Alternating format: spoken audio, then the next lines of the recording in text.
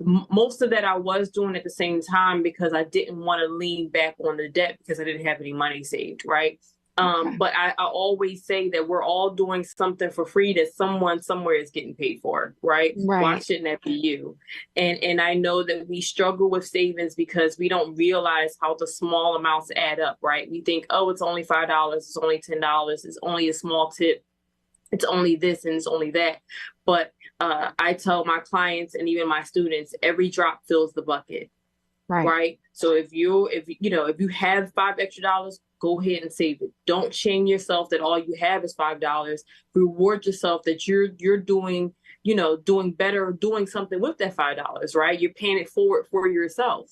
Right. We Right. always talk about paying it forward to someone else, but hey, the future you might need $5. So pay it forward for Right. yourself too.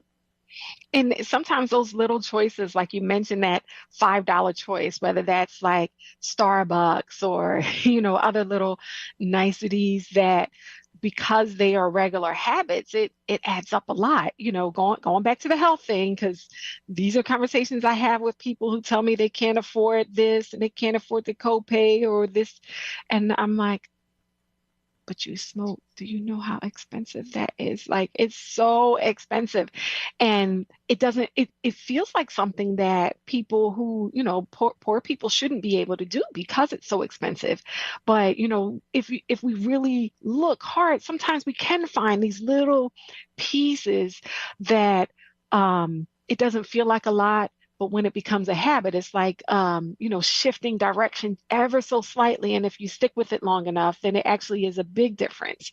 So that's what I'm hearing as well. Like, no amount too small, whatever you can shave off, like those. What do you think about those um, plans where they round it up? Like, okay, if your bill comes to $1.12, it's gonna, put, what is it?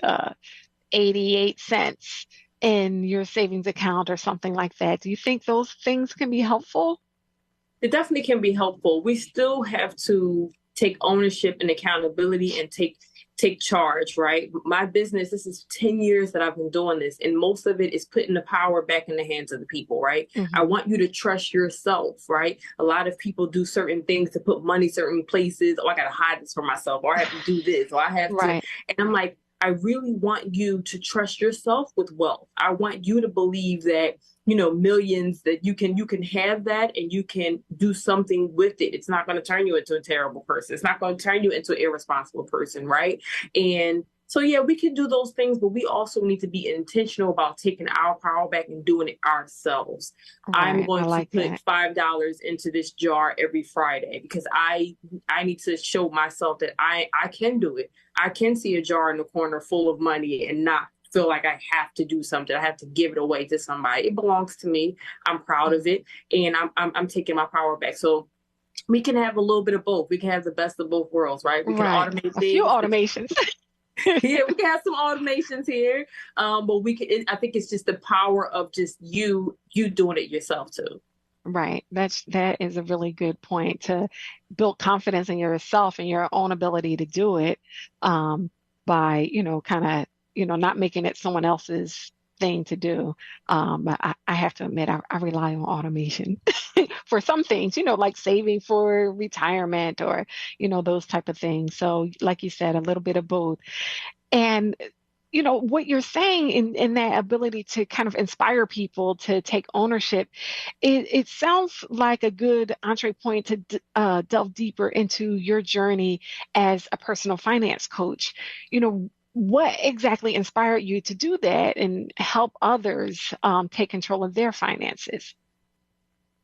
I grew up poor in a poor neighborhood and went to a poor school. It just was a lot happening. And then once I got through high school, it was kind of like, why didn't we talk about budgeting or credit or anything? Like, this is our biggest issue in this particular. For me, I thought it was just that community. I thought it just was like it's just us.